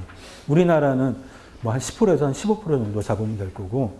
그래서 출산 전후에 우울증 문제 때문이라도 임산부한테 오메가3를 먹여야 되는 겁니다. 케이스 스터디 볼게요. 34살 여성인데 현재 임신 24주예요. 5년 전에 첫 번째 아기를 임신했을 때 심한 우울증에 걸렸어요. 근데 그 당시 약물요법을 거부했죠. 그때 이제 어땠냐면은 출산 후 9달이 지나서야 우울증이 없어졌어요. 그러니까 아기 낳고도 오랫동안 우울증으로 고생을 한 거예요. 이번에 임신 전에도 우울증이 2번 왔어요. 그래서 약물을 먹고 효과가 좋았어요. 지금 임신이 왔는데, 임신 때 또 우울증이 왔는데, 오메가3를 이제 먹었어요. 매일 4,000mg EPA, 2,000mg DH를 먹였어요. 2주, 4주 사이에, 그러니까 복용하고 나서 2주, 4주, 요 사이에도 어떤 일이 벌어졌냐면은, 디프레스 된 무드가 개선이 되고요. 그 다음에 의욕이 없는 게 개선이 되고, 그 다음에 내가 가치가 없다. 난 희망이 없다. 내가 죽일 놈이다. 이런 생각들이 많이 없어졌고요. 4주에서 6주 사이에 자살 생각이 없어졌어요. 그리고 10주 이후에는 가끔가다 불면증이 있고, 그 다음에 약간 짜증이 나고, 임신 때 뭐 짜증 다 나잖아요. 이렇게 좋은 결과가 나왔어요. 다음, 요거, 아까 전에 본 케이스, 그거를 시간대별로 해밀턴 디프레션 레이팅 스케일, 요거를 이제 쭉 이렇게 표시한 겁니다. 한 9주, 10주, 요때 이후로는 이제 완치가 된 상태로 쭉 있다가 아기를 낳았어요. 건강한 아기를 낳았습니다. 다음 슬라이드 볼게요. 자, 다음 슬라이드 볼게요. 아까 전에는 케이스 스터디를 봤고, 다음에 이제 임상 데이터를 보려고 했는데, 그건 혼자 한번 보시고요. 시간이 좀 없어서. 자, 임산부와 생선 섭씨 문제를 한번 살펴볼게요. 메실 멀큐리 케타ion이 정확한 표현이에요. 메실 멀큐리 케타ion이 나이트레이트하고 클로레이드 같은 음이온과 페어를 이루고 있어요. 1997년도 역학조사, 이게 굉장히 이제 의미가 있는 역학조사인데, 덴마크에 파로 아일랜드라고 굉장히 좀 큰 섬이 있어요. 이 섬은 옛날부터 고래를 많이 먹었어요. 오래전부터. 근데 고래 안에 메실 머큐리가 좀 많이 축적이 됐을 거 아니에요. 원래는 임산부들 먹으면 안 되는데, 하여튼 전통적으로 이렇게 쭉 먹어왔단 말이에요. 자,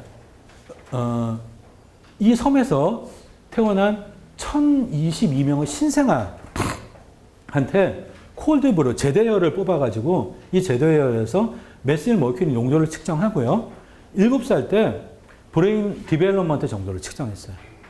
그랬더니 집중력, 이 부분이 메실 머큐리가 이쪽으로 갈수록 많은 거예요. 메실 머큐리가 많을수록 집중력이 안 좋고요. 집중력이 하위 25%일 확률이 이렇게는 높죠. 한 35%나 돼요. 이 사람들은. 근데 메틸 머큐리가 가장 적은 이 사람들은 10% 조금 넘잖아요. 어텐션에 영향을 미치고요. 그 다음에 기억력에도 영향을 미쳐요. 그래서 사실 이 역학조사 나오고 발칵 뒤집혔죠. 다 발칵. 그러면서 정말 오랫동안 기나긴 논쟁이 있었어요. 이 전문가들 그룹에서. 이제 대충 합의가 이루어졌습니다. 다음 슬라이드 볼게요. 지금은 그러니까 초창기는 뭘로 싸웠냐면 임산부들이 생선 먹어도 좋다, 안 좋다, 좋다, 안 좋다 이걸로 싸웠거든요. 초창기에는. 근데 지금은 생선마다 좋고 나쁘고 이거를 따로따로 판단을 해야 된다. 이제 그렇게 해야 된다고 다들 합의가 이루어졌어요. 생선마다 메틸 머큐리 양이 다 틀려요. 생선마다. 새우, 양식어너, 가재미, 대구 이쪽은 적고요. 농어, 화이트 튜너. 화이트 튜너가 뭐냐면 이겁니다. 통조림통을 까면은 자료 교재에는 이게 바뀌어져 있는데요. 잘 이렇게 해놓으세요. 튜너 화이트가 이 하얀 색깔이고요. 약간 빨간 게 튜나 라이트예요. 튜나 라이트가 그나마 임산부가 좀 먹을 수 있는 참치예요. 튜나 화이트는 메틸 머큐리가 너무 많아요. 너무 많아서 가능하면 임산부 안 먹는 게 좋습니다. 그리고 애기들, 어린 애기들, 이런 거 안 먹는 게 좋아요. 참치 김밥, 뭐 참치 샐러드 해주잖아요. 요걸로 해주고요. 많이 넣지 마세요. 많이. 그게, 그렇게 하는 게 좋아요. 하여튼 이제 생선마다 이거를, 판단을 해야 된다. 그런 공감대가 이루어졌어요. 그 다음 슬라이드 볼게요. 이게 2009년에 어떤 그룹이 시뮬레이션 한 그룹이에요. 보시면은 연어, 청어, 새우, 가재미, 대구 이렇게 있죠. 요 노란색 이 수평선 위쪽에 있어요. 얘네들은 임산부, 수유부, 그 다음에 좀 어린 애기들 먹어도 괜찮다는 거고요. 그 다음에 이렇게 이쪽으로 갈수록 먹은 효과가 더 크다는 거예요. 그리고 이쪽은 안 먹는 게 좋고요. 이쪽 밑으로는 이 사람들이 시뮬레이션 한 바에 의하면은 그래서 튜나 라이트는 그럭저럭 하여튼 먹을 만한데 튜나 화이트는 진짜 안 좋은 게 틀림없어요. 튜나 화이트는. 이 그룹에서는 하여튼 이렇게 시뮬레이션을 했어요.